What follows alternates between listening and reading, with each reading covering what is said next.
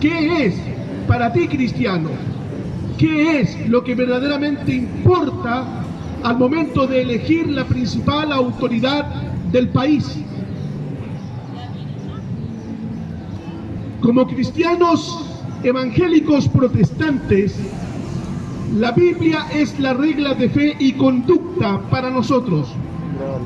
Escuchemos lo que nos dice la palabra de Dios en la primera carta a Timoteo, capítulo 2, versículo 1 y 2. Esto escribe el apóstol Pablo a su discípulo Timoteo. Así que recomiendo, ante todo, que se hagan plegarias, oraciones, súplicas y acciones de gracias por todos, especialmente por los gobernantes y por todas las autoridades, para que tengamos paz y tranquilidad y llevemos una vida piadosa y digna. Palabra del Señor. Lo primero que me interesa dejar muy en claro de estas palabras escritas por el apóstol Pablo es que se encuentran muy equivocados todos aquellos evangélicos que dicen que la Biblia no se insinúa en cuestiones políticas. Volveré a leer los versículos del discurso de hoy. Recomiendo ante todo que se hagan plegarias, oraciones, súplicas y acciones de gracia por todos, especialmente por los gobernantes y por todas las autoridades, para que tengamos paz y tranquilidad y llevemos una vida piadosa y digna. Pablo indica, amigos, de forma muy explícita y evidente que las autoridades civiles pueden afectar la paz y tranquilidad de la Iglesia, sea para mal o sea para bien.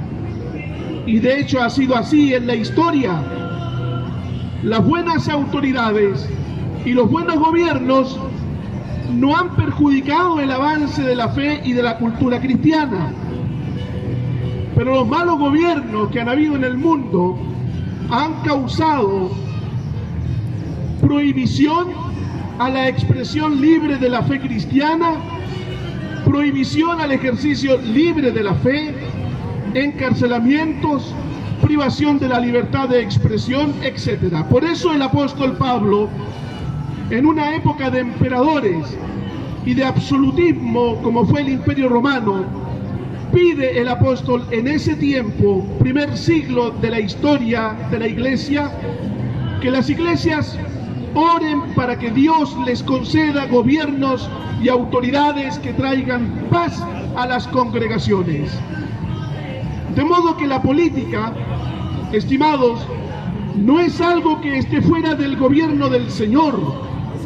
Lo político es una preocupación de las iglesias y Dios interviene en el espacio de los asuntos públicos, y encontramos este consejo paulino en la carta a Timoteo.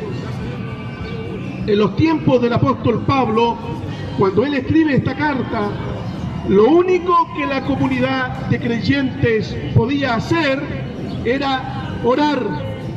En esos tiempos la iglesia no podía hacer nada más que orar.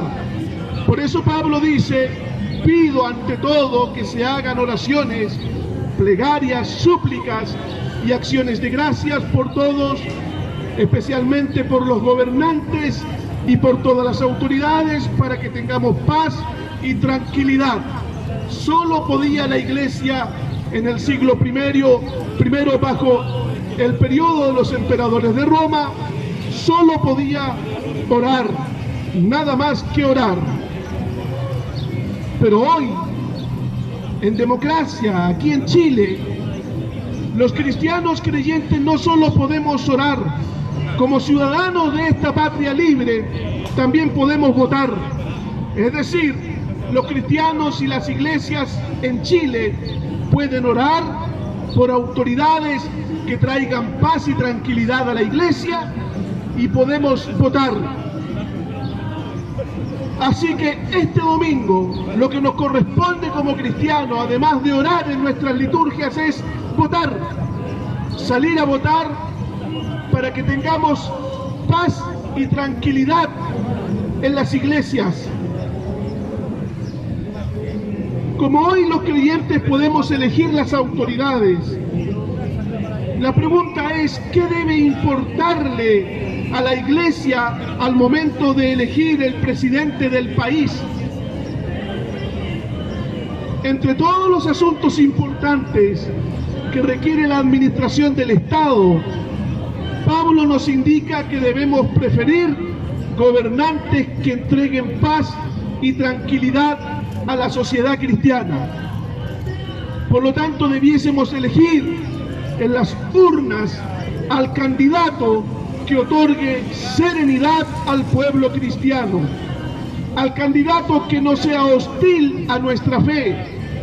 Y ese candidato no es la ideología comunista como lo es Boric en Chile.